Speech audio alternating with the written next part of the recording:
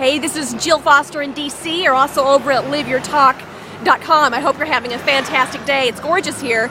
And you know, there is a recent experience with a client about the leadership value of Q&A that keeps coming to mind. A client was pretty excited about the arc of content for their presentation. At the same time, they were anxious about there not being enough examples, enough insight. So they were having angst on, potential incompleteness, but we pulled back, looked at their arc of content, and there was, in the end, we believed, enough context to support their primary assertions and deliver to the audience and cause the audience to arrive at a particular end. So they delivered their talk, and then they just came back to me and said that preparing for Q&A, an idea we discussed in the preparation, and preparing for Q&A in particular, really worked. And that was, instead of, as they were finessing their preparations, instead of viewing Q&A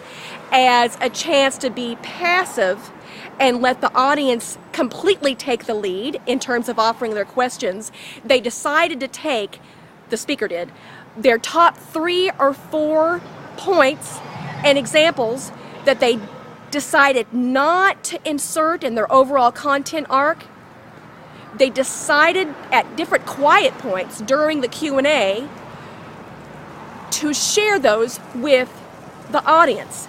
So even, I think there were a few times they said in their Q&A that, there were a few people still standing up to share questions, but as one answer was offered for a particular question, the speaker chose that intermediate moment before going to the next person with a question to supplement a few answers with the examples or the anecdotes that they had wanted originally to put in the talk but just couldn't quite cram it in.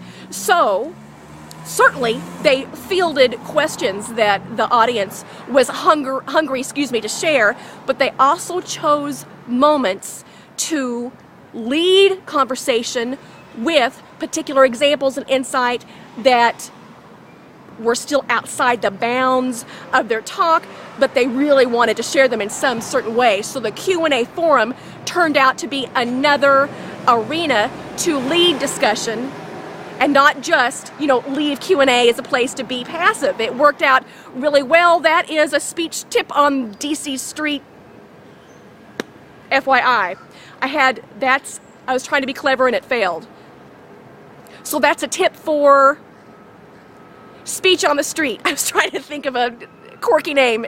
Quirkiness aside, have a great day. This is Jill in DC. You're also over at Live Your Talk.